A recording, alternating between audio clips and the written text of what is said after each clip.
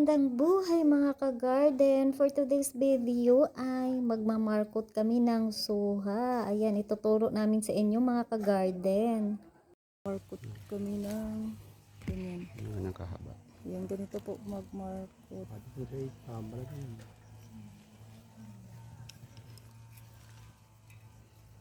Ito, suha na ano to? Na, dwarf to, di ba?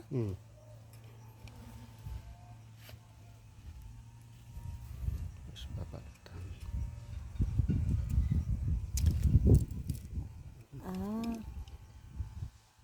Paano kung yung kalamansi turod sang? Ganyan din.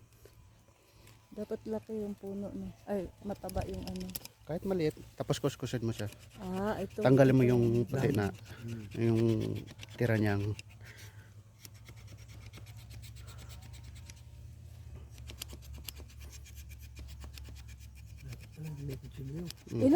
Ilang araw to bago magkaugat? Babon din. Ha? Buwan? Oo. Tapos kukup dash lang. Kukudos. Pwede rin naman iba. Para mas maganda yung kukudas. Kasi laging basa no. Para hindi mag-dry. Yan. Oh. Pwede yan. Tribs, kuha ka daw, dalhin mo daw yung ano. Ayan guys. Oh. Tapos maliit lang to siya. Ayan yung bunga niya.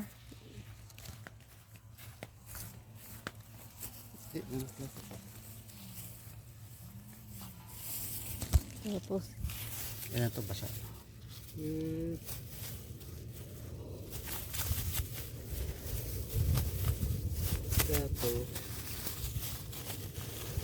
dapat plastic ng ano, yellow kasi balik yung dala namin eh. Kaya ano lang naman yun eh. Alit lang naman, kalamansi lang. Kalamansi. Kasi magmamarkot kami ng kalamansi. I-try lang namin dito sa ano.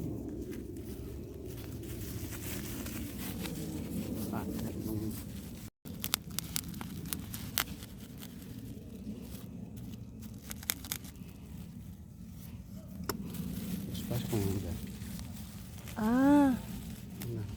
Tapos may tali kayo.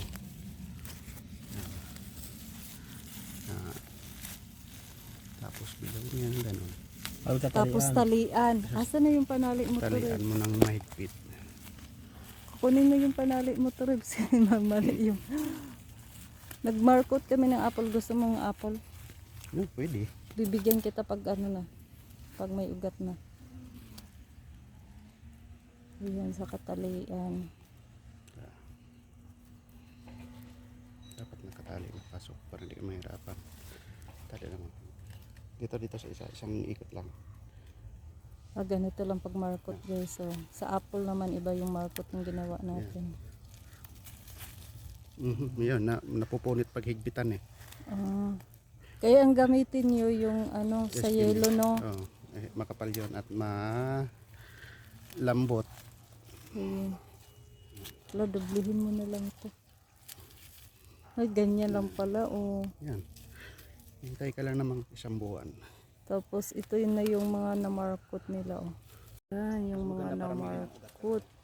Labas sa plastic. Yung kalat na. Tapos ito din yung line. Marami din to mga ka-garden. Tingnan niyo ang daming bunga. Tapos yun yung namarkot nila dami yun dun Walang pantali na ta. Ayan. Ha? Walang pantali na. Ayan Ito panali kaya. dami na ito na namarkot.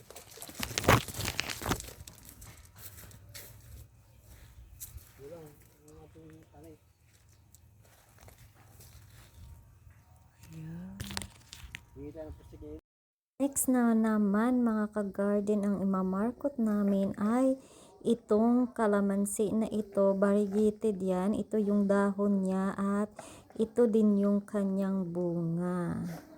So mas maganda kasi pag imarkot kaysa yung seeds ang itatanim mo.